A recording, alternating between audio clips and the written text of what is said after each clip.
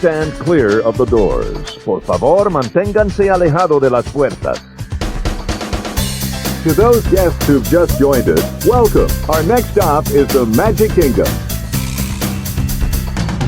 For those of you standing, please hold on to the handrails throughout our journey and stay clear of the doors. Stay clear of the doors.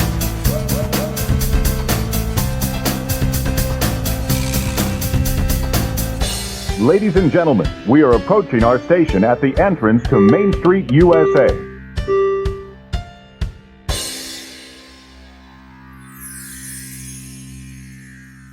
Welcome aboard the Monday Morning Monorail podcast.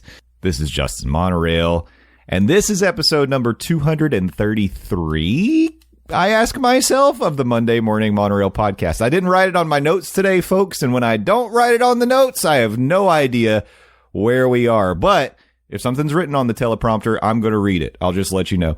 Today is Monday, December the 30th. It is the last Monday Morning Monorail episode of 2024. We are right on the cusp. Last week, we had an episode that came out on Christmas Eve, so I guess this is New Year's Eve. So happy New Year's Eve to all of you out there. I hope you've got some fun plans. Be safe.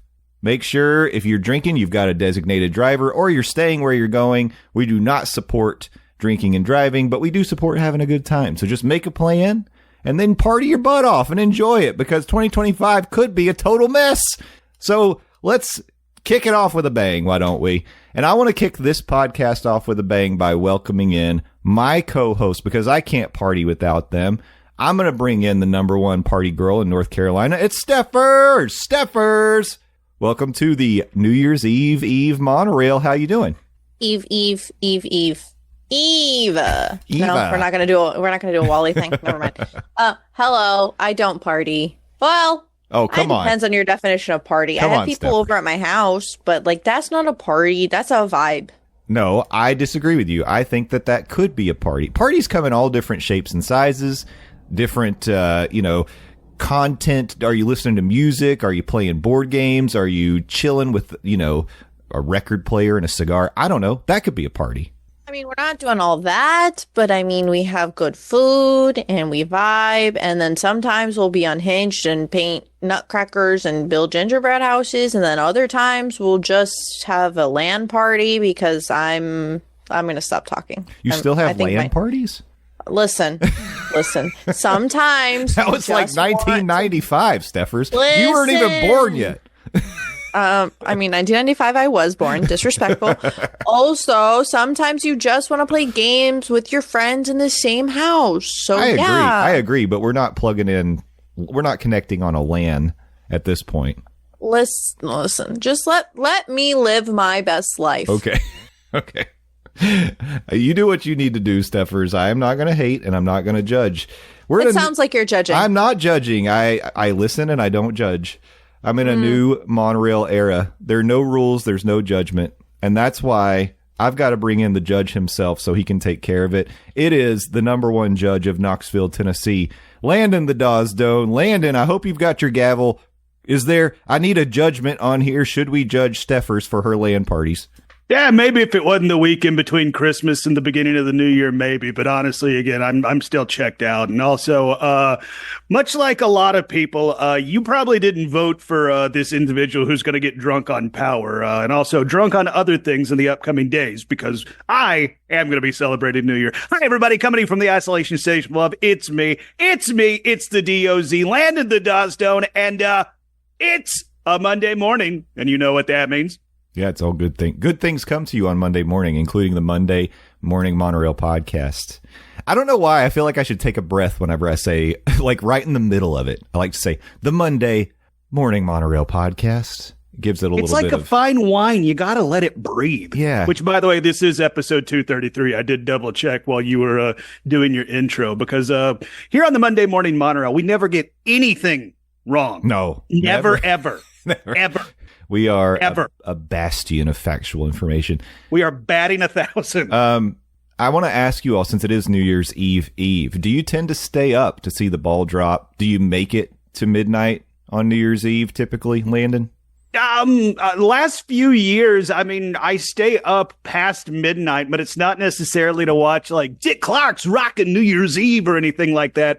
The last few years, me and the Smoking Hot Girlfriend have started our own new tradition where we turn New Year's Eve into kind of a movie marathon where we just like watch a bunch of movies. So we will make it past the midnight barrier, but that's because we're going to be watching a movie, not because we want to see Brian Seacrest at one of his 19 jobs. By the way, I call that a party. It's a themed event. Oh yeah, most definitely. Yeah.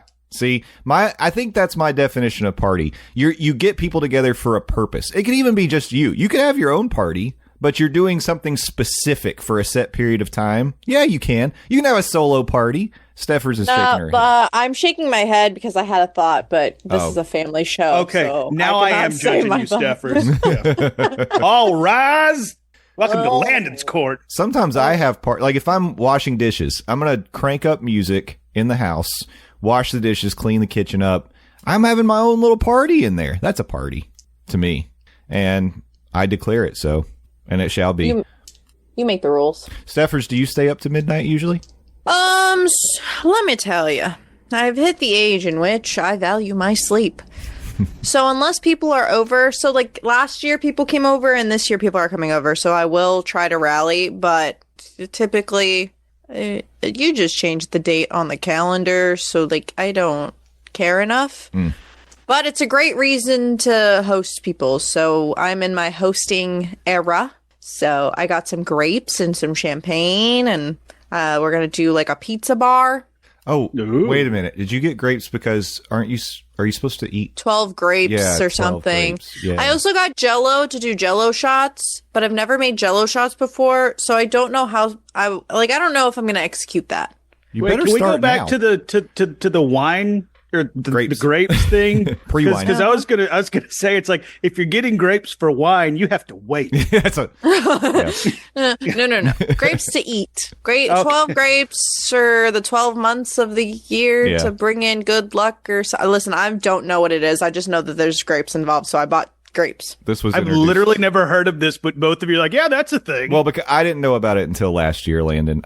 But it was introduced to me by Casey. I didn't know about it, but now I know. And I still think I forgot to eat grapes after midnight last year.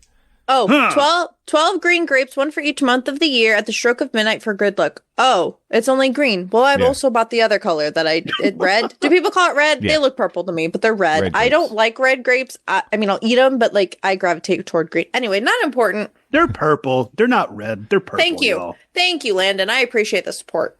I got your back. I'm ruling that red grapes are actually purple grapes.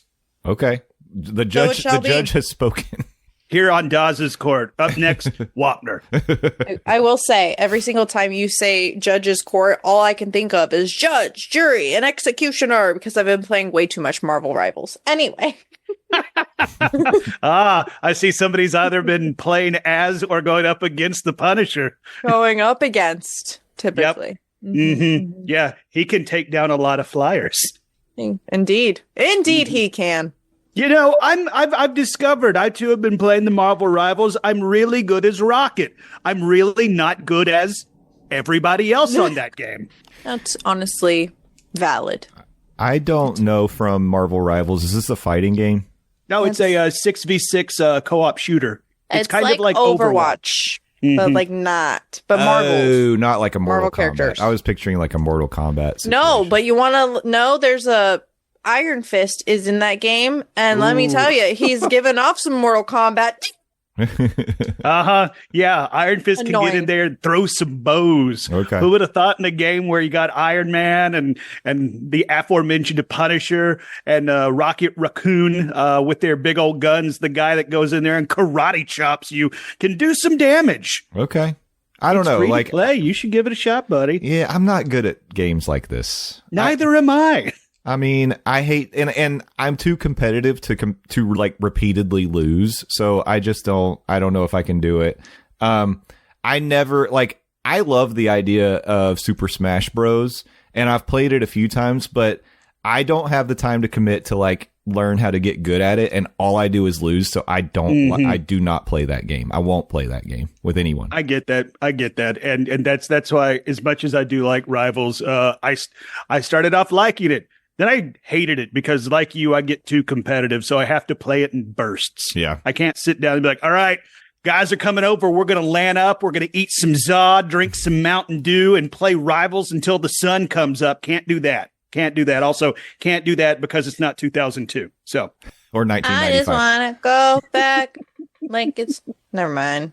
Anyway. Well, it's funny that we're talking about looking back to the past and enjoying or maybe not enjoying things from our past, because today's episode is a very special kind of episode. It is our last Monday Morning Monorail episode for 2024, and we thought this might be a time to go and look back and appreciate some of the things that have happened in the year 2024, or maybe just discuss some things that we weren't the biggest fans of from the world of Disney. Now, we're going to talk Disney parks, but we also have a few items of like Disney entertainment that we can talk about. I've got some personal things that I want to share, and we may even step a little outside of the Disney parks, because if you've been on this monorail journey with us from the beginning of 24, you know that in the past, we previously talked about Universal quite a bit on this show, and we did, we were the official podcast of SeaWorld in 2024. So that being the case, there's some highlights that I have from there as well. But this is really just going to be a conversation. We're just going to kind of ping pong and take turns and make this a fun discussion. We also reached out to the Monday Morning Monorail family. We put the question on the Facebook group. What were your highlights and lowlights of 2024 in the world of Disney? We asked on the Discord, and I put it out on our Blue Sky as well. So if you're not already following us in those places, just know that you could be, and you could be interacting with us and then hear your comments and your name read right here on the podcast. So on Blue Sky, it's Morning Monorail, one word. You can follow or join the Facebook group. It's the Monday Morning Monorail fam on Facebook. And then we also have a Discord. There's a static link to the Discord in the Facebook, or you can just send us a message and we can get you in there. Anyway, we do have some responses. We'll read those at the end of the show. But before we do that, I think we should start with our list. And Landon, you brought this idea to the table, so I really think that it's only appropriate for you to kick off the discussion however you want, with a low light, a highlight, whatever it may be. Take us there, Judge Landon.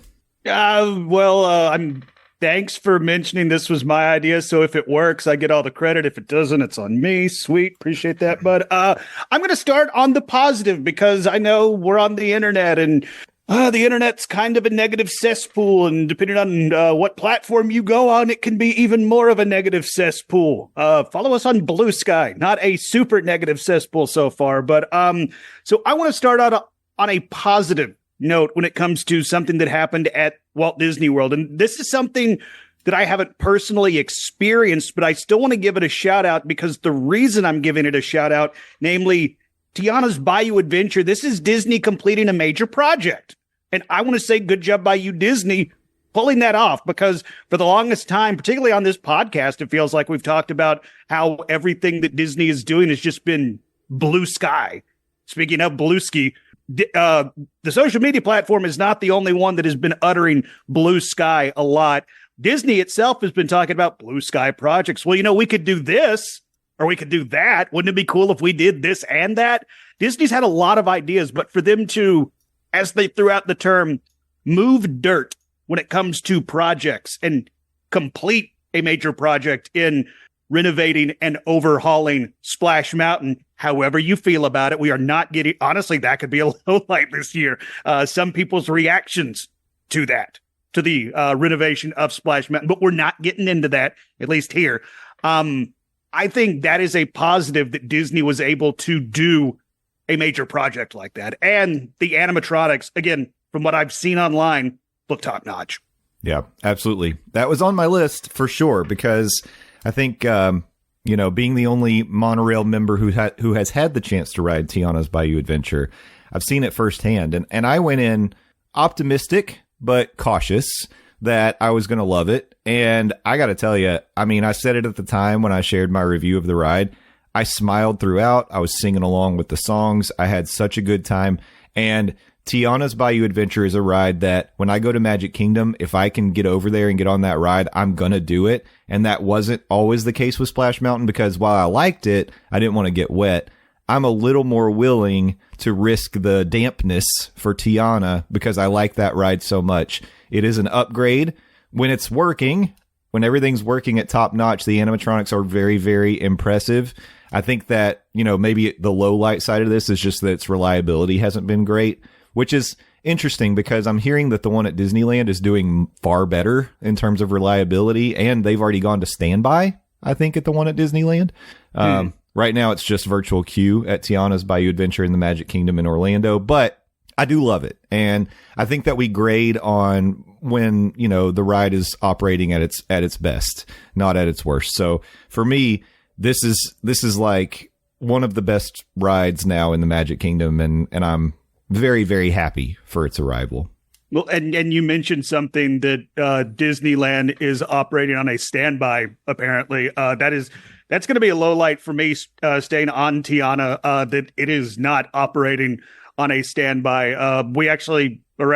I had to look this up doing research for this episode. It operating on a virtual queue only is kind of a head scratcher for me, because the attraction that it replaced in Splash Mountain, it had a standby. It never operated on virtual queue as far as I remember. So why is its replacement operating exclusively on a virtual queue? I understand that this is the new hotness in Magic Kingdom, and a lot of people do want to experience it. So yeah, okay, you want to implement some iteration, some use of the virtual queue. I get that. But to operate exclusively on it past the opening window, that's kind of a head scratcher for me. Yeah. And that's not the only time I'm going to be bringing that up in this episode. We call that a tease. Yeah, it would definitely be nice to move on from that.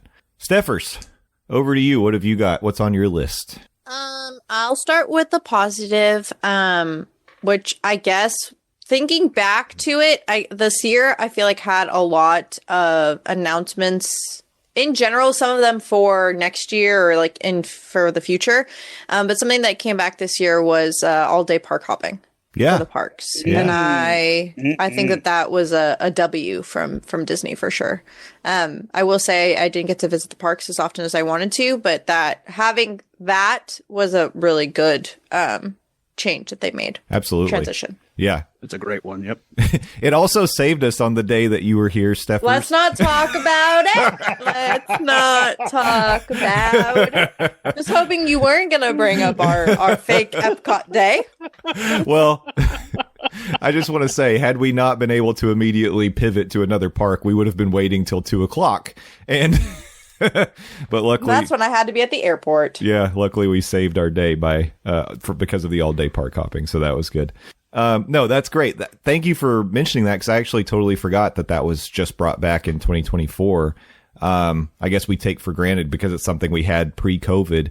But, once they brought back park hopping, it was an after 2:00 thing, and you had to, make sure to scan into the park that you had a reservation for first before you went to the other parks after 2. So yeah, all day park hopping is great. That's a fantastic highlight of this year. All right. What about you? Well, positive, negative, where are we going? Yeah. I think this will be a good transition to touch on both lists, because this way we can go to lowlights for you all on the next round. I'm just going to say, I think that the transition from Genie Plus to Lightning Lane Multipass is a highlight of 24. I say that because with Lightning Lane Multipass, you get to plan your day ahead of time rather than day of. I know that, we can relitigate, of course, Fast Pass Plus was the best because you didn't have to pay for it. Everybody got it. You got your 3 passes. Now it's a pay-to-play kind of situation. But, I think Genie Plus had its limitations and challenges. I think Lightning Lane Multipass solved a lot of those things. Is it as good as it used to be when we had free Fast Pass Plus? No, of course it's not, but it's better than it was. And I like the ability that you can have now to book your 3 experiences ahead of time, days before you're in the parks, which is definitely something that gives you a little peace of mind. My low light, though, is the introduction of Lightning Lane Premier Pass, and the fact that Lightning Lane Premier Pass was extended to all resorts and not just deluxe resorts. Lightning Lane Premier Pass, obviously, I mean, it's been sold out on a couple of the days over the holidays that we've had here the past few weeks. So people are paying for it. People are going to do it. And we knew that they would. I don't know how many of those they set aside for each park on each day, because you can only pick one park for your Lightning Lane Premier Pass, but they have been selling out. But I just think it's too expensive for the average family to use. It's definitely like almost a luxury item in terms of theme park touring, but it's not even though if you do the math, and we did the math when we were talking about Lightning Lane Premier Pass, it is more expensive technically if you applied it to like all 4 parks than it would be just to do like a VIP tour for a group of 10 per person is what we're talking about here. It's an expensive option. Now, I realize Lightning Lane Premier Pass means you don't have to plan anything. You can use the Lightning Lanes whenever you want to. And you get access to every Lightning Lane in the park, including the individual Lightning Lanes. That's great. But it's just too expensive. It's cost prohibitive, and it is complicating a system that's already complicated. It's adding more complications. So positive, I like Lightning Lane Multipass as a replacement for Genie Plus. Negative, Lightning Lane Premier Pass. That's my low light, I would say, of the two. It's interesting that you have Lightning Lane in both positive and negative, but when you lay it out that way, I can see why, particularly the replacement with the multipass. Okay, when you present it that way, this is the best iteration we've had since the elimination of Fast Pass, plus when the world caught on fire for COVID. But I had it listed in my lowlights of the year. You heard me chuckle when you first brought it up, because I thought that's where we're going. But I had it in my lowlights just because of the constant confusion that comes with it. Like whether it's the rebranding of it, whether it's like, okay, I understand this is what it's called. What tier of this do I need? When do I need to start planning this? Can I start planning this? Do I need to buy an individual Lightning Lane for this attraction? Are these attractions available for what I've bought into? Yeah, it seems to be getting better with the multipass. It is still pay to play, which isn't great, especially when we had a free option. But unfortunately, it doesn't seem like that's ever going to come back. But it still, I've said it before on this podcast, it is still way too dang confusing to book a Disney vacation. And this is one of the main culprits why. Yeah, definitely. We do have blogs on dismornings.com all about Lightning Lane, how to use them, how to buy them, strategies and things like that. Check out dismornings.com. For those blogs and advice. But yeah, it's traveling to Disney. I mean, it's a complicated equation, which is good because it gives us something to talk about on the Monday Morning Monorail podcast. For the content, y'all. Yeah, but for the traveler who's taking a vacation with their family, like the average person doesn't do the kind of in-depth research that a lot of us are steeped in because we are Disney nerds. And I could see how frustrating and confusing all of this would be to someone who's like, I just wanted to go to Disney World. I just wanted to ride Space Mountain. Why does it have to be like, why do they have to be so many steps and barriers? Mm-hmm. And I feel that. I do feel that. So, Stephers, anything to add about Lightning Lane, or are you? I echo what you both said. I will say, I think it's going to change again. So respectfully, Yep. Like anything I say, like I think that's a big con. I think that if it had just been, maybe if they took a little bit more time to iron it out and like forego the last like 2 changes they made to the system, and then just like built out something new, or like really tested something and then gave us one new thing after the whole Fast Pass Plus, whatever the original thing that was after paper Fast Passes, that thing system. And like, I feel like the confusion wouldn't be as bad as it is. And I think that that's a huge con. I think their intentions are nice and swell because they're like taking feedback and I don't know if they're really taking it great feedback, but they're taking their feedback and they're tweaking it.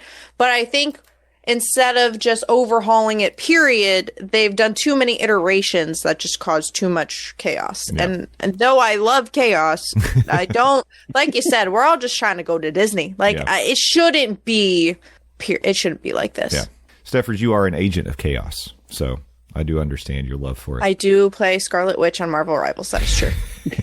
I'm gonna make those parallels every time. It's appropriate. But I even love you being an agent of chaos. You draw your line at vacation. It's like, y'all, I'm just trying to relax. That's right. That's what we all want at the end of the day. All right, Landon. Number 2 on your list. You can go low light or highlight, however you feel. What about a little bit of both? I made some teases about. No, actually, I'm going to go negative here. I started positive. Let's hit them with some low skis. I talked about virtual queues and how Tiana is operating on a virtual queue exclusive. Mm-hmm. There is another attraction in the Walt Disney World property that operates on virtual queue exclusively that blows my mind, and it has the real estate to utilize its standby. Guardians of the Galaxy Cosmic Rewind. I'm looking at you. Why? Why in 2024 is Guardians, you either have to get that boarding pass or you have to buy the individual lightning lane for you and your party? I know that. I don't understand it, but I know that. But I have seen personally many times a dad walk up to a cast member wanting to get in line to stand in line so he and his family can get on getting queue for this attraction. Cast members be like, "Oh, when's your return time?" What's that? Yeah. That's not great. Again, going back to Disney trips are a little bit too complicated, or they're more complicated than they need to be. Guardians being exclusively on a virtual queue, that's one of those instances that I point to. And in 2024, like I understand Disney probably makes some money selling those individual lightning lanes for attractions like Guardians, but it shouldn't be that way. No. Yeah. That continues to be a low light for me.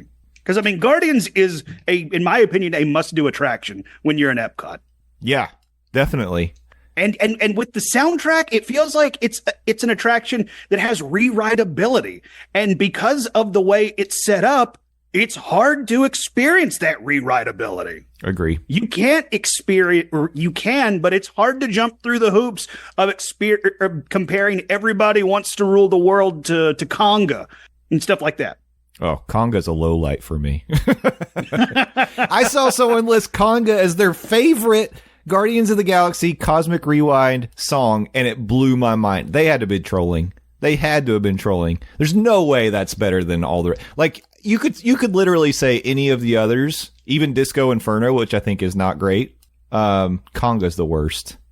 Well, and yeah, what if your ride through that day, what if you got up at 6:50 in the morning, was refreshing the My Disney Experience app, you got your boarding group, you got your return time, you and your family still have to go stand in line, and you hop on the ship and you get to hang out with the Guardians and you get a bummer of a song. That's your one shot, unless you want to drop some extra Disney dollary dues for some individual lightning lanes, if they have them at that point. Imagine you got on, that would be miserable, and I'm sure it happens to people. Imagine you got on Cosmic Rewind and they played Christmas Shoes.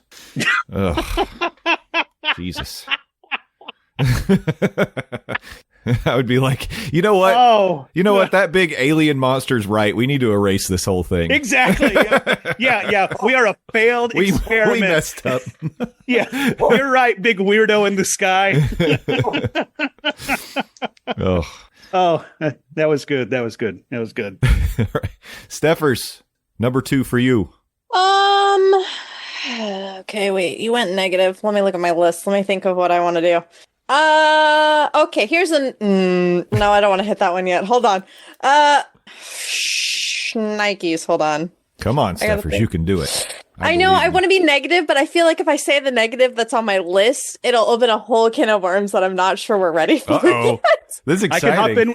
I can hop in with a quick positive one while you weigh your options, Steffers. Kind of similar on what I was talking about. Go for it. All right.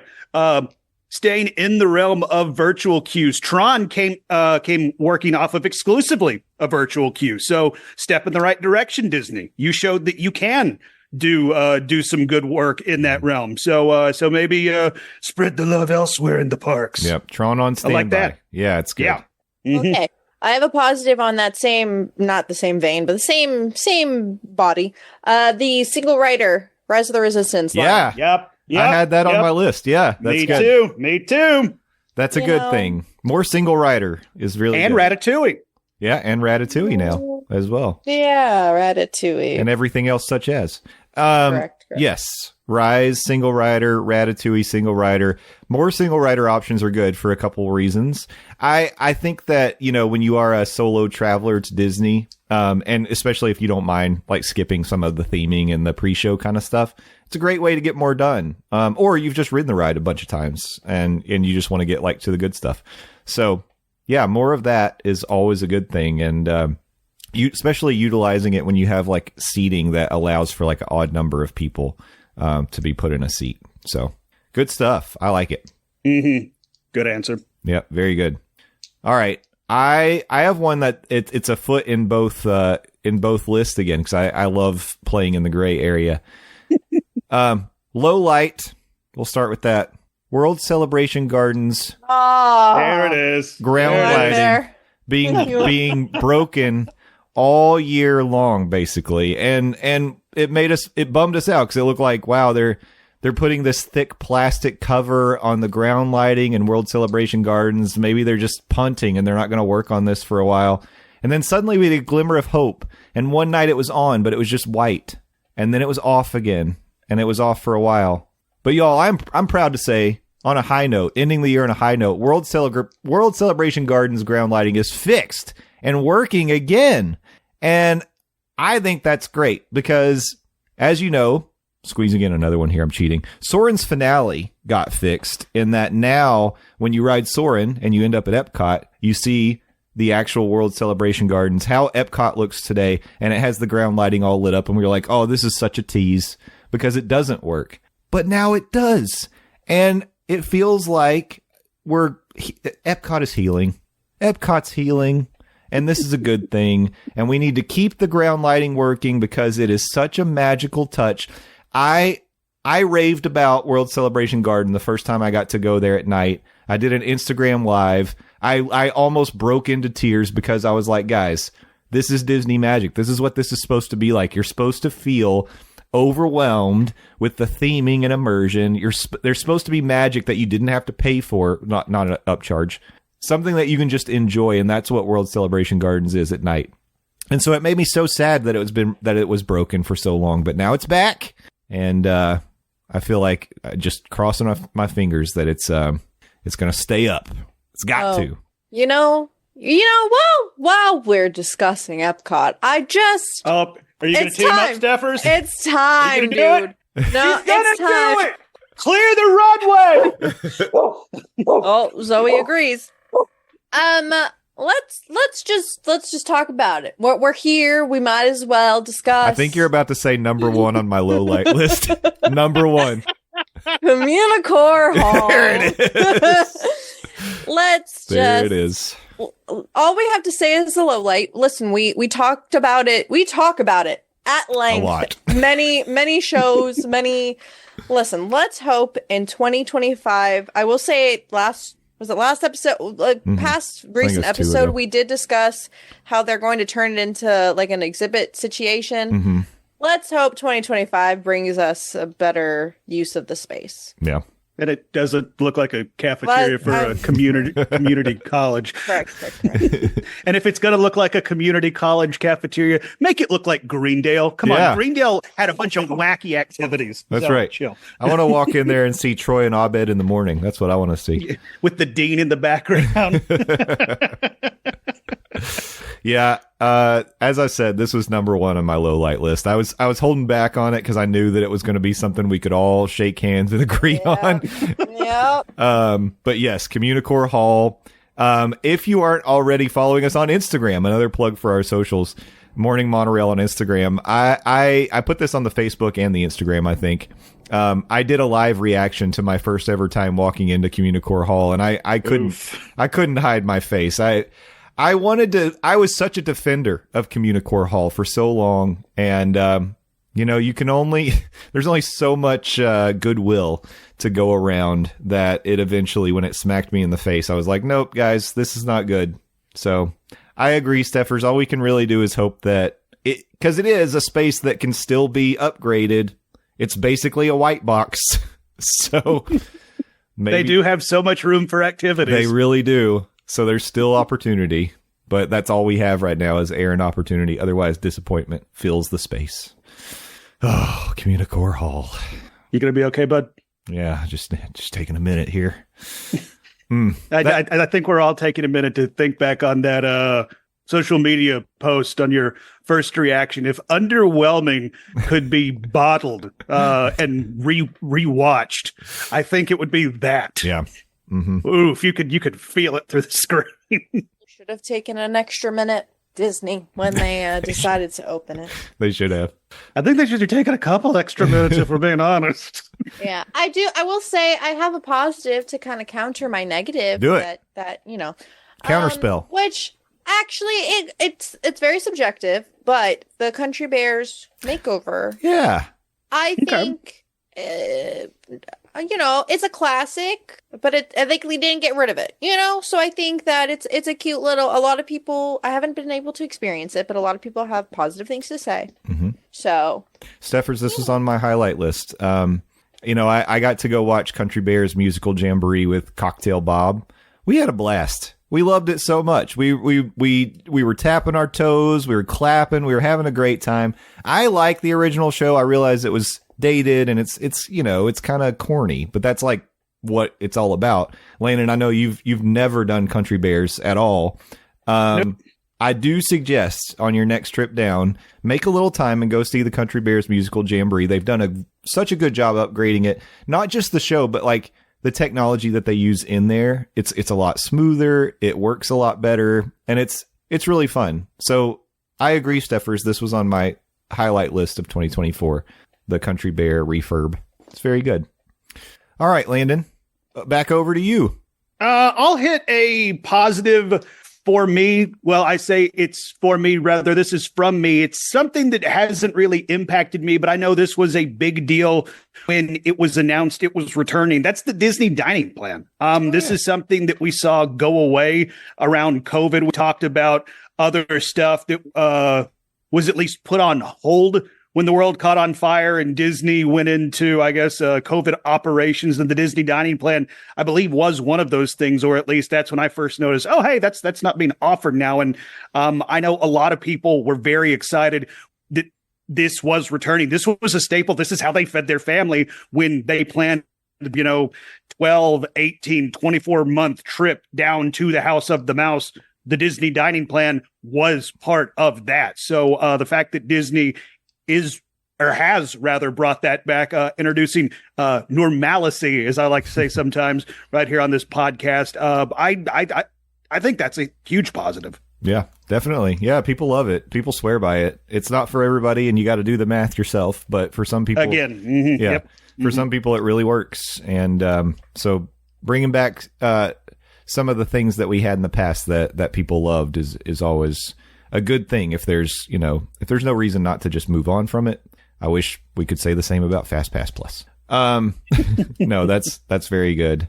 I had one that I wanted to bring up that it's a small thing, but it's just in the same vein kind of as the Country Bears musical jamboree, and it's really just like glad that it's not going away and they're still putting love into it. I love the fact that in 2024 the Carousel of Progress got all new seats in the theater.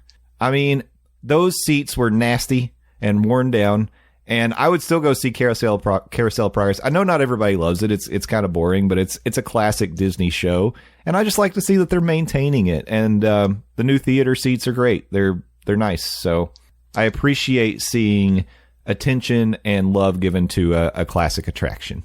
Most definitely. Yeah. That's all I have to say about that. Okay.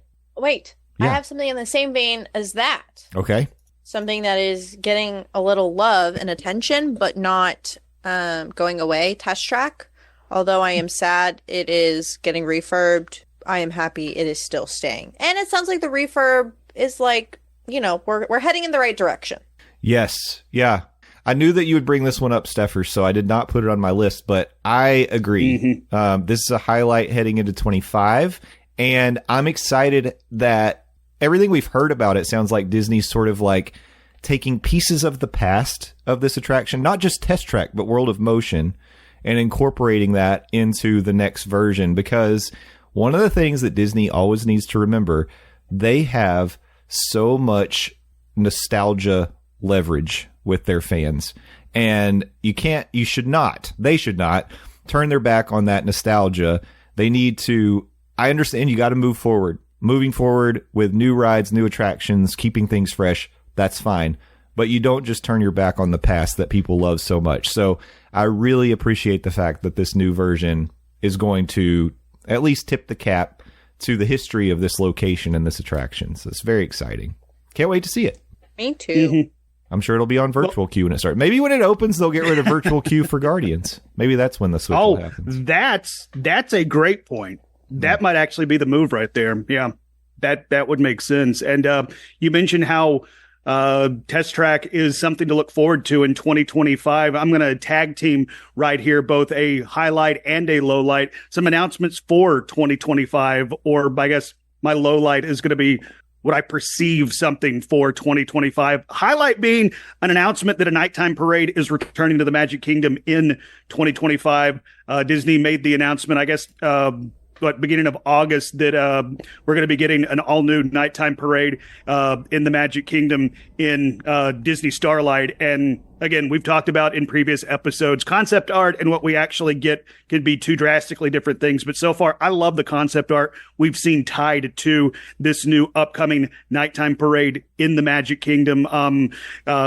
Replacing, or hopefully it will live up to the legacy that Main Street Electrical Parade had, because that, to me, I mean, that screams old school classic nostalgia Disney. And we've mentioned that it felt like something has been missing in the nighttime experience in the Magic Kingdom. So hopefully Disney Starlight can live up to those expectations. And I guess to a lesser extent, Villains Land, that announcement, but I say to a lesser extent just because it really feels like Villains Land is going to be several years off. I mean, like not 2025, not 2026, not 2027. I feel like LeBron James right now, rattling off all the championships he's going to win with the Heat, but it's like several years.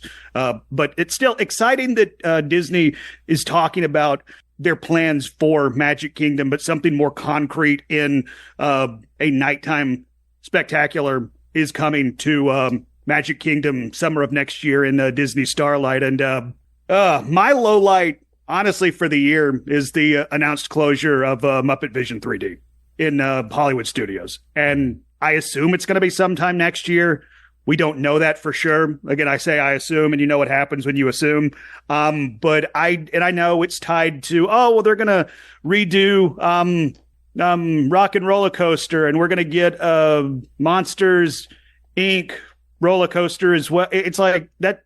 All of that's true, and we're getting a Monstropolis area to go with the new Monsters Inc. roller coaster. But I know the Muppets aren't the draw that they have been, but just like Main Street Electrical Parade like screamed and spoke to me like old school Disney, there's something about the Muppets, and particularly Muppet Vision 3D, that speaks to me. Mm-hmm. And to hear that, at least for now, in the iteration that we have it in Hollywood Studios, is going away, like that kind of takes away any enthusiasm I have for the Monsters roller coaster. It's like, all right, yeah, I'm sure it'll be fine, but that is my biggest low light of the year. Yeah. I had that on my list of lowlights as well, Landon, but I had it tied in with highlights, in that I am looking forward to Monsters Inc. Land and the Monsters Inc. coaster. I think it's going to be great, but at what cost?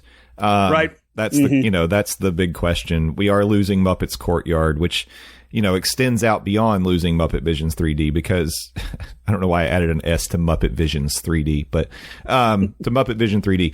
We're losing the Piggy Fountain. We're losing the Royal Flush. I know that's silly, but it's the Gonzo-themed bathrooms. We're losing Pizza Rizzo. We haven't had the Muppets shop in a long time, but like all that whole area is going to be rethemed and gone. And yes, it's exciting that we're going to have the Muppets added to Rock and Roller Coaster, although that's been a bit of a divisive announcement. At least they're not going to be out of the parks, but they won't have a whole area and land anymore, and that's tough. And while we're talking about announcements, because I feel like announcements being a lowlight's interesting because we're going to have to hit them again when they actually happen. But yeah, But the announcement of the removal of Tom Sawyer Island and the Rivers America, I know there's a lot of people that were like, well, that was an underutilized space in the Magic Kingdom, and now, you know, they're going to refurb that whole thing, repackage it. It's going to have Cars attractions there now. But yeah, I don't know. I think it's tough because, again, this is a classic area of the Magic Kingdom. Tom Sawyer Island, Rivers of America. You go to Disneyland, they had a Tom Sawyer Island. They had Rivers of America. You know, it's like this is a part of Disney history, and it's sad that it's going to be gone. And did I go visit Tom Sawyer Island every time I went to the Magic Kingdom? No. Did I go over there sometimes? Yes, I did. And I enjoyed it over there. I thought it was a nice little break from the park. And as I always say, I think it's nice to have a lot of variety in a theme park. Not everything needs to be a thrill attraction or a dark ride. Like, give people a lot of different things to do. That's part of why going to parks is fun. And it, you know, appeals to people who maybe can't do all the rides. It's an option for other people. So I'm sad to see it go. I understand progress. We're moving forward. I'm sure Cars Land is going to be great, and I'll enjoy it. I'll be happy about it. But I'm going to miss this part, and the announcement made me feel sad. And that's what I want to say. I felt sad when I heard it. Feeling sad's a low light. Mm-hmm. Even though it is a valid emotion, it is a low light. I'm gonna say something that I was excited about, though. These are a couple small things, but just to bring some positivity back to the conversation. I was excited about, and I still am excited about because it's still there, the Forces of Nature show in Epcot. I love that show. I think it's weird. I think it's so cool that they put it over there because it's just like, it was a space that they were like, well, we could put like a little, who knows, like some kind of live entertainment in this area in World Celebration Garden. It's bizarre. It's like, I don't know. It's tough to describe, but I love it. And as I've been saying all year long, keep Epcot weird. I want more of this kind of stuff in there.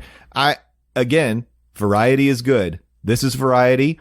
It's not an attraction. It's not going to bring people into Epcot, but it's like an interesting diversion, a fun little unique activity that you can do while, say, you've got some festival food or a nice drink, and you can step over here and watch this really interesting Forces of Nature show that you're not going to see any other park. So I love it. I'm glad it's been extended, and I can't wait to see it again. So take that. Like it. Also, can we get some Keep Epcot Weird shirts in the merch shop? We probably need to. I feel like that's like a morning monorail phrase. We need that out there. It really kind of is. I would rock that. Yeah, we could do that. Highlight of next year: Keep Epcot Weird T-shirts coming to the store. All right, Stephers, what have you got? You got something else? I no longer have park things other than like a Universal thing. That's a highlight or low light. Okay. So, Landon, yeah. Do you have anything else for the parks? I have one more park thing, and I planned this poorly because I don't want to end on a negative, but it's the only thing I have left, and it's unfortunately something that does impact everybody, and that's everything gets expensive again when it comes to Disney. Though I do want to point out, this was the first ticket increase we've seen at Disney since October of 2023, so there is that caveat. They waited a whole year, guys. But I mean, from everything, I mean, all levels of annual passes to day passes, we saw a bump in price. And then not only that, stuff inside the park, from, sessions to buffets, we saw a price increase. And I mean, we've said it before, going to Disney ain't cheap, not even a little. And this is another instance of it getting more expensive to take your family down to Walt Disney World. Now, that's not saying this is exclusive to Disney.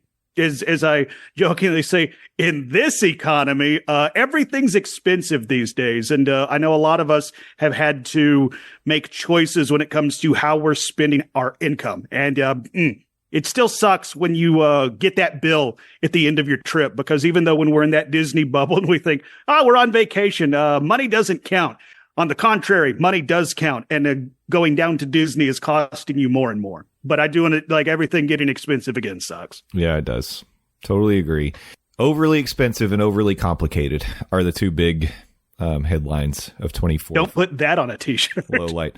I'm going to do like a little bit of a low light highlight sandwich here, and we'll end on a high note. But low light, I would say AI checkout at All-Star Sports. We talked about it. I don't want AI to replace cast members. I think we all agree that's not a good thing. So that's a low light. And also, I don't think that we could wrap this year up without acknowledging the fact that Disney reworked the DAS system in 24, and it's a major downgrade for a lot of people who are impacted and really need this system. We talked about it at length over multiple podcasts, so I'm not going to get into it now, but I just want to say, like, I don't think we could wrap up the year without saying it sucks that we have friends and we know there are people out there who legitimately lost some of their ability to ride certain attractions or navigate the parks in a way that's accessible to them because of the changes to DAS, and that sucks. And my heart goes out to those people. I hope that there's more in the future that makes it a little better. Yeah, 100% cosign on that. Disney totally dropped the ball on that, and hopefully they'll eventually see the error of their way. Yeah, but spin it back up to the positive. Oga's Cantina got real food this year.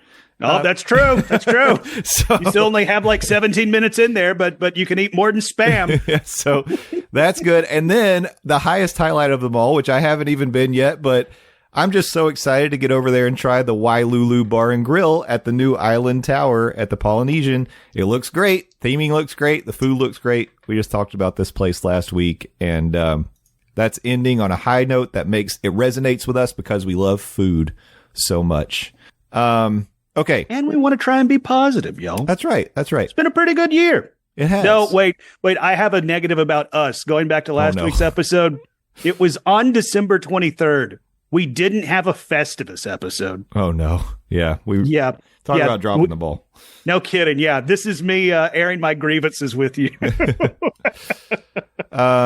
Okay. So we can step outside the park. I think since Stephers, you've got some Universal stuff that might be park related. Let's do that. And then we could talk like entertainment. So what non-Disney park stuff did you have? Okay. Highlight. Ready. Universal related. Actually, okay, it's Universal, but it's also sandwiched with something like me related. Okay. Ready? I'm gonna just list them all out because this is a Disney podcast. We don't have to, Epic Universe tickets went on sale. Not going, didn't purchase any, but woohoo for people being able to purchase tickets for Epic Universe. Yay, go team. Woo. We got all of the land announcements this year. Mm-hmm. We also got previews. We got so much news about Epic Universe, which opens in May of 2025. Slay. The mega movie parade situation. Iconic. It's great. Iconic. Yeah. Love it. Okay. Personal highlight for me. I finally got to experience my first ever RIP tour with Justin. And that was like highlight for Rizzle. Mm-hmm. Low light, because there always has to be one because I can't just show favorites. Rip Ride Rocket is on its way out. Yeah. Unfortunately. So, and also a permanent low light is the Fast and the Furious ride.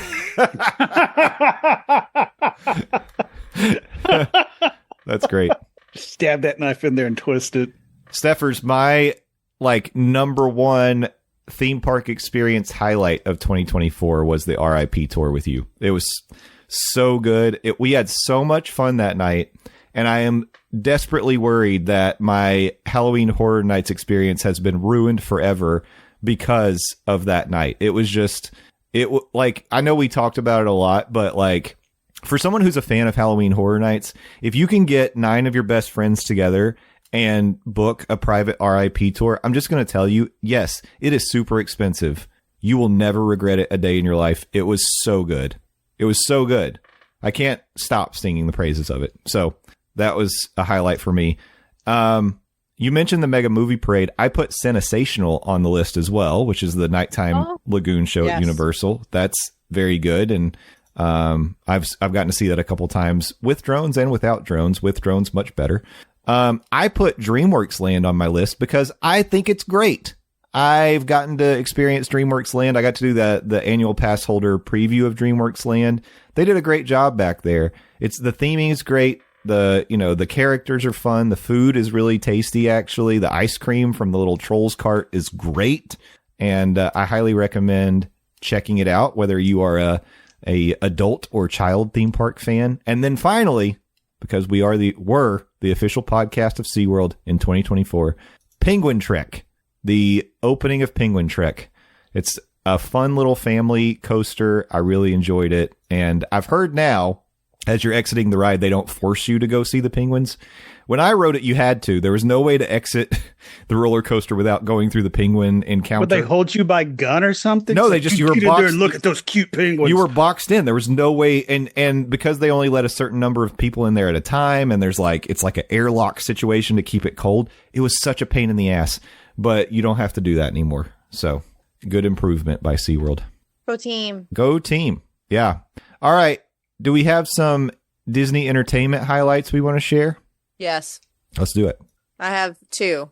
Do it. Mostly 2. Number 1, haven't watched all of it, but it's Disney Entertainment. Whatever. I'm counting Disney Plus. Whatever. Sure, entertainment. Yeah. It's entertaining. That is entertainment. Yes. Many movies came out. Don't know if I really saw any of the Disney movies that have come out this year. Agatha All Along. Yeah. Haven't seen all of it. No spoilers. I ain't gonna say nothing. But what I have seen, 10 out of 10. It's great. Yeah. Also, this wouldn't be a Monday Morning Monorail podcast if I did not make a Taylor Swift reference. Taylor Swift's Eras Tour is also streaming on Disney Plus. Great investment by Disney. 10 out of 10. Would recommend. Go check it out. Period. Point blank. Did that? Oh, what? Did that come on Disney Plus in 24? For some reason, I thought that was Christmas of last year.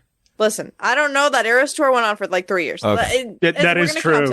And even if it was Christmas of last year, I mean, Christmas of last year was practically this year. Okay, so, fair enough. Yeah.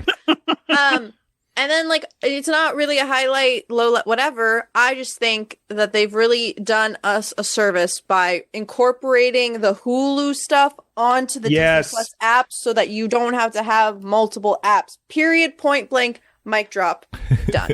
I actually had that on my list too. The I guess merging of the Hulu into the Disney Plus umbrella is so nice. I will say it is a little jarring that you can go from like Moana to Alien Romulus just at the click of a button, or you can see it on, the same banner and stuff like that. And I say this as somebody who doesn't have a child who's going through Disney Plus. It's like, so maybe I could see that creating some issues, but I do like the fact that they've rolled everything into one app and I don't have to ping pong and bounce around to different browsers and stuff like that. If I want to go from watching X-Men 97 to It's Always Sunny, or if I want to, for example, this past week, we just had Christmas. I hope I didn't break any news for you. If I did, you probably had a very awkward holiday. I watched Ernest Saves Christmas, available on Disney Plus. Then I went and watched Elf, available on Hulu, and I was able to watch it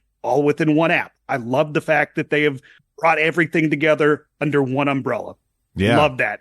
It's nice. Yeah, it is. It feels a little jarring, but it's nice. Oh, And I guess like another jarring part is like there was a pop-up for one of the biggest movies of this year. It just happened to be a very hard R movie in Deadpool and Wolverine when I fired up the Disney Plus, because that stuff also lives on Disney Plus. And kind of talking on what Stephers was talking about. At Christmas, my uncle's like, man, what are they going to do about fixing the MCU? I'm just like, what do you mean talking about fixing the MCU? I think Marvel focused more on doing some TV shows. She mentioned Agatha All Along. Agatha was great, I thought, at least. And if you want to focus on just the theatrical, I guess, offerings from Marvel this year, the big highlight was Deadpool and Wolverine, which is MCU adjacent now. It's the 20th Century Fox movies being rolled in to the MCU, introducing those characters. But then prior to that, it was the Marvels at the beginning of this year, which I thought the Marvels was great. I did too. I know for whatever, well, I know for reasons that I'm not going to get into, the character of Carol Danvers, Captain Marvel, and Kamala Khan, Miss Marvel, and then, I'm blanking on the third Marvel. Oh, yeah. What is her name? Phase? It's sad we can't remember. Stephers on it. Stephers is looking Are it you up. talking about Monica Rambeau? Yeah. Monica Rambeau. There it is. Yeah, I like all of those characters, despite the fact that I totally just blanked on one of their. It was February, y'all, but Technically, it's also like not a Marvel. You know what I mean? Like it wasn't like the Marvel name, so you like disassociate. But I thought that was a very strong addition to the MCU. Mm-hmm. Now, granted, I think a lot of reason people are like, oh, they got to fix the MCU. It hasn't. I'll even admit it hasn't hit the high points that it had leading up to Endgame and all that stuff. But it's like you have to admit that 20 plus run, every one of them, with the exception of maybe Thor: Dark World, was a home run, and I don't think that's something we're ever going to see ever again. No, that was an incredible run. You're right. Yes. So and I think it's been a lot of resetting and where they're going. We saw that with the surprising announcement that Robert Downey Jr. is returning to the MCU, not as Tony Stark, but as Doctor Doom, this year at Comic-Con. Mm-hmm. So I don't think the MCU quote needs to be fixed. So I'm excited to see where it goes regarding that. Lowlight for me is the future of X-Men 97. I name checked it. There's a lot of questionable stuff that allegedly happened from the creator behind the scenes before X-Men 97 dropped, and then we all watched. It's like, oh, this is incredible. This is exactly what I wanted as somebody who grew up watching the original animated X-Men show in the 90s. And Disney has said they are going to do more, but past that, we're kind of just like, So I would love some more concrete information on that. And then I guess my last hit on Disney Entertainment. This is Disney Entertainment adjacent, both a high note and a low note. The introduction of the Disney Lorcana trading card game. Low note is going to be when it first came out, the distribution from Ravensburg was atrocious. You could not find that thing anywhere, and that led to card shops online and scalpers taking advantage of those who wanted to learn how to play this new game. And when I say take advantage, we're talking markup prices in the 200%. The high point is Ravensburg got their stuff together, fixed their distribution, and this is now a game that is available. Jay, you said yesterday in the group chat, you go to Target, you see it on the shelves. Mm-hmm. So if you want to try out Lorcana, you have that opportunity. And the little bit that I have played, if you're a fan of Magic the Gathering, and if you're a fan of Disney, or if you're a fan of if you're a fan of collectible trading card games, I think you should give Lorcana a shot. That's just me. My realm is more Magic the Gathering, and I think I'm going to stay in that because I don't need another thing that I'm going to spend the little disposable income I have on. I have bought some Lorcana stuff, but I've enjoyed the time that I spent playing Lorcana, and that is both a high point and a low point for me this year for Disney Entertainment adjacent. No, I appreciate that. Like I mentioned, I have not dipped my toe into Lorcana at all, but I know, Stephers, you have. I have. Pick me. And you've actually played, right? Yeah, so I got gifted the whole, like a starter, I don't know what it's called, a starter set, whatever, that comes with the game board and all that stuff. I enjoyed it. So I do play Magic the Gathering too. I like the similarities, but I like that they are different in terms of the mechanics are similar, but your goals are not similar. Yes. So with Magic, you're trying to just kind of X out your opponent. Mm-hmm. With Lorcana, you're trying to like get to the end of the board kind of thing and like accumulate. So it takes a different kind of thinking because you have to balance like slowing down your opponent, but also progressing your character. And the cards are super cute. It's Disney characters we all love. There's different decks. Like it's very, I don't want to say dumbed down because I will say like I was a little not overwhelmed, but I wasn't sure how I was going to like it because of the differences. And like I saw that like the damage is dealt differently and like stuff like that. And I was like, oh my gosh, is this going to be super overwhelming and I'm not going to be able to have fun? It was great. Even Jackson had a great time. He was like, oh, I want to play again. And I said, okay, say less. So I think it's fun. Is it an investment that's dangerous? Absolutely. Am I going to do it anyway? Absolutely. There it is. Yep. Mm-hmm. Let's both be bad influences on our listeners, Stephers. But yeah, it's like the art design on these cards are super awesome. You get to see some of these beloved Disney characters in ways that you never thought possible, and then you see them brought to life on cards. It's like, oh, that is really cool. I never thought I'd see a Warrior Belle, but now I want to see more of a Warrior Belle. Yeah, very cool. That is awesome. I for me, it's more the collectability, I think, that appeals to me because I don't. I mean, who am I going to play with right now? Like, I don't have any, unless we were playing virtually, which I guess you probably could do, but like, yeah. I think there are some online suites that are unofficial that you can do online, just like there are for Magic, or I know there's like, or I know there are, I would imagine there are webcam leagues like there is for Magic the Gathering you could do for Lorcana, but I'm assuming. I don't know that for sure. Well, the real story is I'm just cooler than you guys and you're big nerds. That's why I have. Most definitely, yes. Says the guy who hosts a Disney podcast. Me and Stephers, we're just here to make you feel good. Yeah, thanks. I appreciate it. Yeah. I got just a couple quick Disney entertainment highlights I want to hit, and then we're going to do something a little different. I want to talk about morning monorail highlights. But first, we have those? I have a few. Okay. But first, for streaming, you guys hit a couple things I wanted to talk about, so I'll add. I really liked The Acolyte. I thought The Acolyte was really good. Really enjoyed that show. So, if you're a Star Wars fan, you want something that's, Star Warsy without your main characters really involved, although, well, no spoilers. But The Acolyte was good. I liked it. Then, movie-wise, I was really surprised how much I loved Inside Out 2. I thought it was great. Yeah, that was a good movie. Yeah, really loved Inside Out 2. I guess that was my Disney movie highlight of the year. I watched it. I actually ended up streaming it. I didn't go to the theater. I streamed it, but watched it on a night that, I wasn't in the, like, maybe the best mood ever. And it, like, turned the whole thing around. I really liked that movie. So, now, I didn't mention these. I'll throw a couple personal highlights out there. Jollywood Nights was a highlight.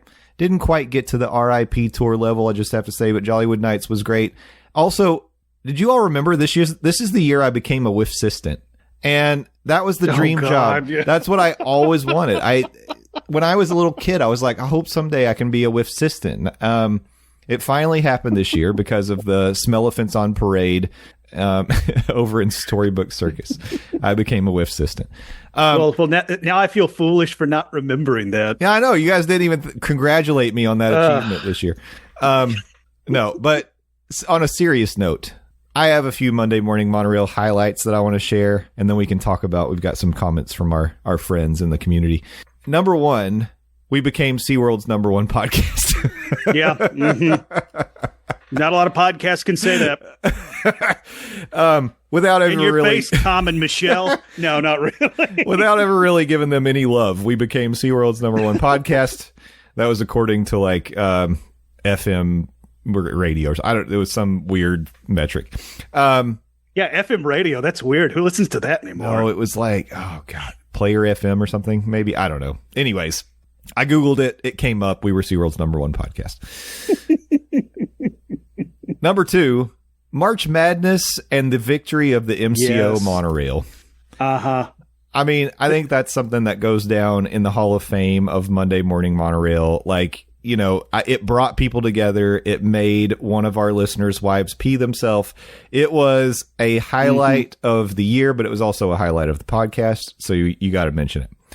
Well, you say it brought people together, brought people together positively and negatively. If you remember, we got some people really angry at us. If you all don't know what we're talking about, you got to go back and listen to the conclusion of our March Madness bracket. I don't even want to give you any more context than that. Just go listen to it.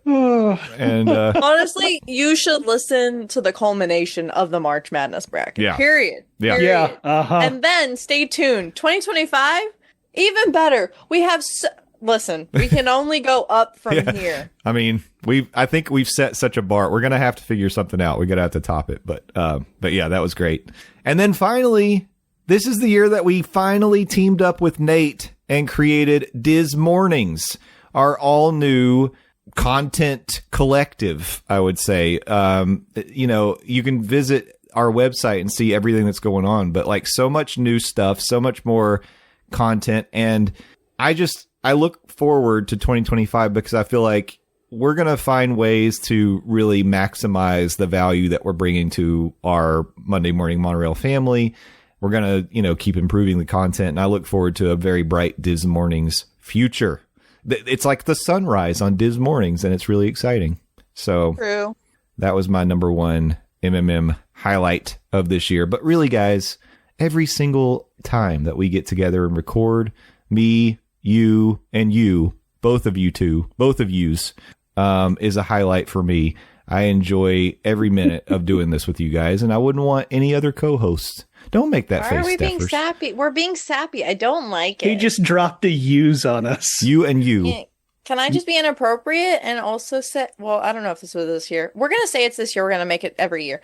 You were deemed the zaddiest monarch. 2024.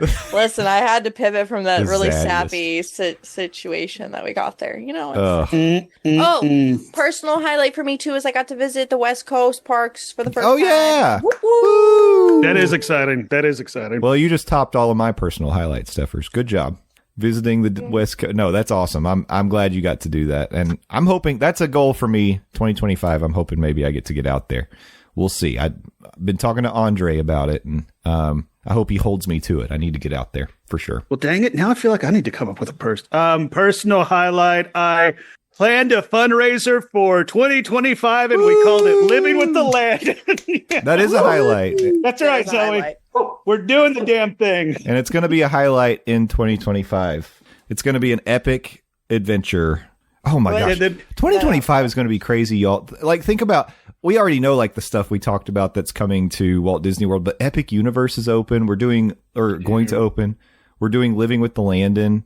Like, there's like so much to look forward to. Stephers is turning 30. Landon's turning 40. What a year 2025 is going to be for the Monday Morning Monorail podcast. Yeah, just focus on theme parks. Everything's going to be fine. Ignore the rest of the world burning down. Yeah. I think we all are going to need distractions. At least for the next 2 years. We'll see how the midterms go. Right. Okay, so we did put the question out to our Monday Morning Monorail family. Share your Disney-related highlights and lowlights of 2024. And we got a couple of responses that we can share. And by the way, it's not too late. If you guys want to throw some stuff in there and chat with us, we'll continue to accept your comments and your highlights and lowlights up until next week. And then it'll be cut off. Once we don't want to hear it anymore if you don't get in before the 5th. I don't know. It doesn't matter. There are no rules. I'm just kidding. Wow. Just got contentious here at the end of the year. I have to pretend like I care, but I don't anymore. There's no rules. Lewis, our friend Disney Pick a Day, chimed in over on the Discord. We created a highlights and lowlights thread, and he said, the only lowlight that sticks in my mind is the D23 announcement of Rivers of America and Tom Sawyer's Island going away, and not really because it's going away. This might work. Who knows? I don't love the idea personally. But before you spring that on us, you better have concept art that shows it off big time. Right now, we just have this idea that the river's gone, and now we see a big dirt pile with cars driving around. Sounds fun, but ugly. Sell it. Make anyone not really invested in it happy that it's going away. It's a great point. Because, I mean, we have gotten, as the years going on, we've gotten some more details about what the cars attractions are going to look like and things, but the concept art is still pretty vague, and it does sort of look like you're just filling in the river with dirt. So that's not a bad point by Lewis, I have to say. Mm-hmm. Yeah. I I will say that I think all, okay, I'm not going to say all of the Monorail fam because let's not talk about it. But I think most of the Monorail fam would say that a big low light is the removal of Muppet Courtyard. Yeah. I think it's safe. I feel like everyone, especially when that news dropped, that was a big thing that everyone kind of. Yeah, and I wonder if it surprised people that I took the approach of like, yes, we're sad, but like, what are we going to do about it? I mean, yeah, I did. I don't know if I saw anybody in our group say this, but I did see some people on it was Diz Twitter, but I always hated that term. Just the Disney internet. It's like, oh, we need to do some Mr. Toad Wild Ride protest to save the Muppets. It's like, y'all, we've literally had merchandise that says save the Muppets. It's like we're not doing that. Yeah, no, it's sad, but at the same time, it's like if you've been reading the tea leaves, I think we all kind of saw something was coming for Kermit and the gang. Yeah. And even one last big show wasn't going to be enough to save them. Right. Unless. Lewis did say he agreed. Muppet Vision 3D was a close second, but at least in this case, they provided a nice looking replacement and hope for a new version of the attraction that's being removed. MK changes just sound and look completely horrible. I wouldn't say completely horrible. I just think vague, and we don't have all the details yet, personally. And then we got another response from our friend Travis, who did not put his response in the thread in Discord. But somebody's looking for the penalty box. I already said that the penalty box was, until further notice, is shut down. Oh, so, I did not rule on that in Judge Dawes' court. Travis said, sadly, as we all know, the announcement of losing Muppets 3D was a low for sure in 24. The high of 24 for him is the announcement of a West Coast Avatar land and the expansion of Avengers Campus. More reasons to get back to Disneyland in the future. So there you go. I mean, I haven't seen Avengers Land at all. Mm-hmm. I guess that's the question now. Should I wait to plan a West Coast trip until Avatar Land and Avengers Land gets expanded? No, I think you should see the before and after. I guess so. I really want to get to Oogie Boogie. That's the goal. If I could somehow get over there, this is the way I need to think this through. I want to do Oogie Boogie next year and maybe be able to go to Halloween Horror Nights Hollywood, because I feel like that will make me feel less sad about not being an RIP tour, because it's a new experience. And I'll get to ride the terror tram. Saving now, and you just do an RIP tour next year. Jay barely has 10 friends in Orlando. Where is he going to find 10 friends in California? Well, it's not that I don't have 10 friends. It's just that, man, once you start really talking about something like that, the people that were very enthusiastic about it find out what. You're like, I'm sorry, how much is this? Yeah, they find the price tag. They find the price tag, and they're like, I can't do that. I'm washing my hair that night. I get it, and I'm not judging anyone, because honestly, it was a poor use of money. But it's a memory that's going to last forever in my heart. It was worth every darn penny. Never mind. Let me not. It'll be really controversial if I say what I was about to say. But let me just say, the amount of money that y'all spend on some other things, I'm not going to say what, could go to an RIP tour, and it'll be the best time you'll ever have. Period. That's true. If you like Halloween Horror Nights and spooky things, it's only worth it if that's your jam. Yeah. So, Stephers, don't be shaming people that have already donated to Living with the Landon. How dare you? All that money goes to Second Harvest Food Bank. With $1, they can buy 3 meals for children in East Tennessee. Great plug. Thank you. Oh, my goodness. Well, it's been quite a year in the parks, in the movie theater, and right here on the podcast. And I really appreciate all of you, every single one of you, not just my wonderful co-host here, who I love so much, but I love all of you all too. And thanks for being along on the ride. Looking forward to 2025. And as we look ahead, it seems like an appropriate time to do some plugs and then wrap this thing up for the year. So, Stephers, you going to be Twitch streaming? What's going on? Well, way to do a spoiler. Oh, sorry. It's okay. I've been posting on social media. If you haven't already heard, I'm coming back to the Twitchverse. I was going to say Twitcherverse, but that just sounded weird. I'm going to be streaming on Twitch starting in the new year, probably probably either the 4th or the 8th. Stay tuned. I don't know if I want to do it that close to the new year, so we'll see. But I'll be playing through the Final Fantasy franchise, and that's exciting because I've known nothing about it. And then Sippin' and Bitchin' will be coming back in the new year, and what else do I do? Adventures with Stephers on everything. I will say Threads popping off on Threads. So Woo! If you're not there, pop off. Get to it. Pop, lock, and drop it. Do that thing up. Never mind. Okay, Stephers. Oh, that was fun. I like that. That was an adventure. An adventure with Stephers. Yeah. We all got there. I loved that. So when you say you're doing the Final Fantasy franchise, are you starting with like 1? Okay, so thank you for asking, Landon. Because you realize there's like 9 million of those games. Correct. So yes, I in my whatever the planning person who has to do things in chronological order, type A. Is that type A? I don't know. Anyway, it makes sense for me to just start with the OG Final Fantasy pixel art. Mm-hmm. If anyone disagrees with me, well, I like that game. You let me know. But I currently have Final Fantasy, like the first one, Final Fantasy 7, and then Final Fantasy 10/10-2. Since the order does not matter, I kind of just picked the 3 that were on sale that like people recommended playing through first. So okay, yeah, I would agree with that assessment. If you ever find it on sale, I think 9 is underrated. You They're all on sale. Steam skip sale. over 8. 6 is really good. That was a great one. If you like the old school pixel style, that was on the SNES, I think. But I mean, like when you think Final Fantasy, it is for better or for worse Final Fantasy 7. Now the question is, are you doing the PlayStation 1 version, or are you doing the remastered version that came out for PlayStation 5 a couple of years ago?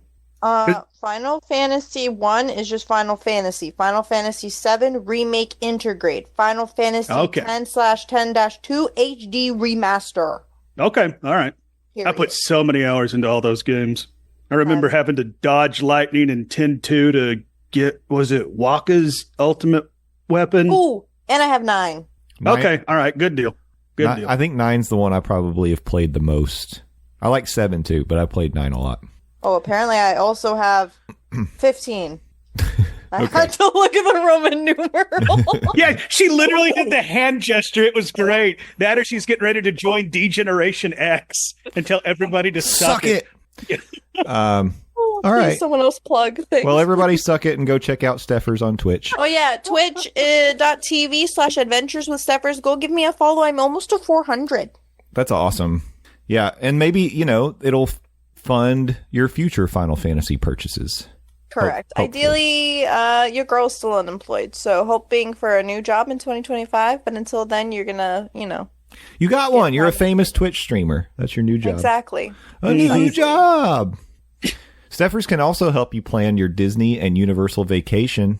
If you visit dismornings.com, you can fill out a form, and she can help you with all the details, booking your hotels, booking everything you need. She's an expert, so True. That's another thing she can do for you. Landon, that's the way we do it. Over to you. THEDOZ. Zoe, you got something to say? I didn't know what happened. Okay. THEDOZ.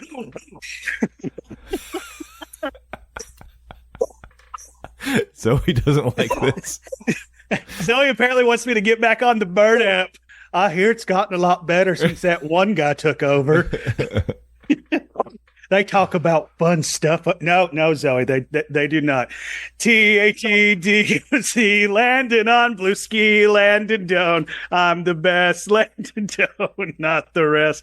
Follow me on Blue Sky, 300 characters at a time. I also appear on the Phil Show, News Talk 98.7 WOKI radio station locally here in Knoxville, Tennessee, streaming 6 to 10 a.m. Eastern Standard Time at newstalk987.com. Also available in the iHeartRadio app and the News Talk 987 app as well. We're still kind of a skeleton crew this week. It's still that week between Christmas and the New Year. We'll be back to full strength first week of January. So, just we're Monday, Tuesday, and then we're off the rest of the week. So if you want to catch me at my day gig, that is my availability. As of now, life has been kind of weird for me the last few weeks. Thank you for continued prayers, and I'll just leave it at that. But breathe, have a little bit of fun.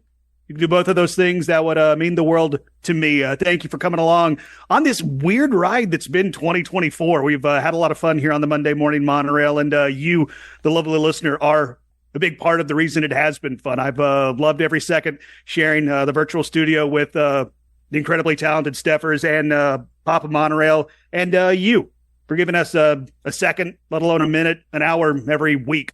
It means the world to, I'm assuming them, but I know it means the world to me. I've said it before, and I'll say it now. Y'all are the best fans in the podcasting game, and you have put your money where my mouth is by proving that, not only with reviews in the iTunes store, our download numbers, but you're doing it with your pledges to Living with the Landon, the fundraiser I'm doing for Second Harvest Food Bank of East Tennessee, where on April 1st, 2025, I turned 40, and I will be celebrating that by marathon riding Living with the Land down in Epcot. And for every lap I do, I'm taking pledges, and for example, if I ride 12 times and you pledge $5, 12 times 5 is $40. You would donate $40 to Second Harvest Food. Jay is shaking his head. That's not the right math.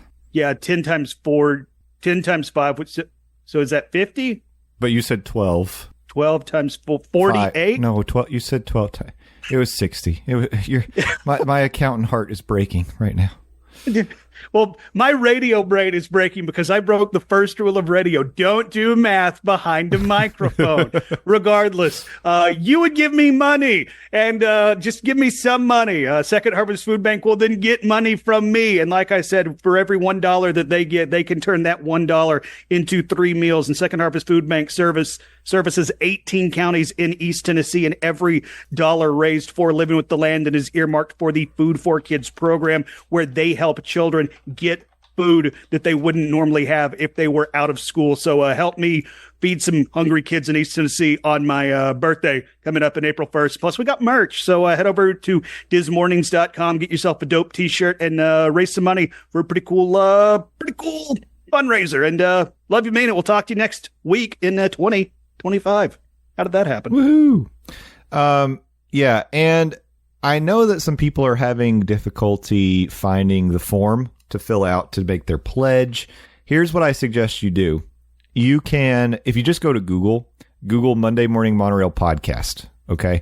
And when you do that, you will see a link that says, welcome aboard the Monday Morning Monorail Podcast. It's the #1 result. You click on that. It takes you to distripsandmore.com. At the bottom of that page, not all the way at the bottom, but mostly like 70% of the way down the page, you'll see Landon's spiel about Living with Landon. And underneath that, you can support the cause. You enter your name, first name, last name, email, and then amount pledged per ride. That's going to send a form to me, and I'll keep track of that.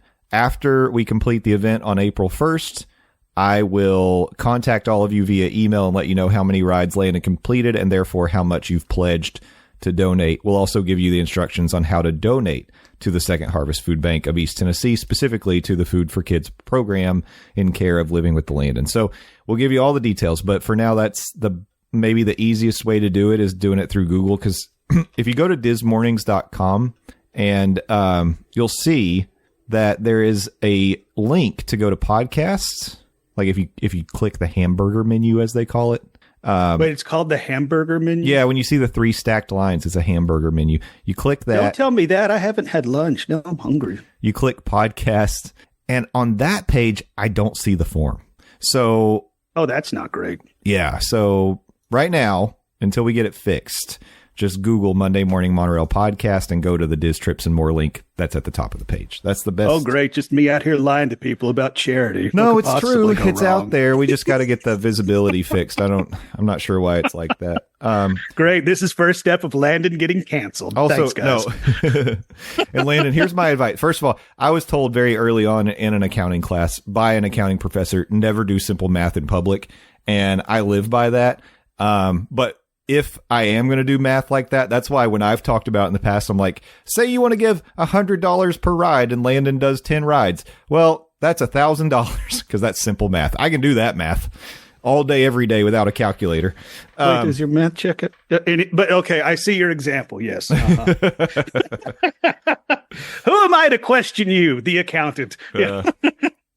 So anyways, I don't blame you. Thank you for that advice. I do that kind of crap all the time. And I'm like, why did I get myself in this sticky wicket? Right. Uh-huh. Yeah. By the way, nice use of the word sticky wicket. Well, again, I want to just echo everything that Landon and Stephers have said. I appreciate all of you. You're amazing. We love the Monday Morning Monorail family. Thanks for finding us and hanging out with us. And here's to big things in 2025, particularly living with the Landon. But until then, I hope you all have a safe and happy New Year's Eve. Enjoy New Year's Day. Enjoy the Rose Parade and whatever traditions you do on New Year's Day, like eating black beans or whatever it might be. And come back here next week for our first episode in the year 2025. For Landon, for Stephers, be nice to cast members. Have a great New Year. We love you. Suck it. Okay, bye-bye.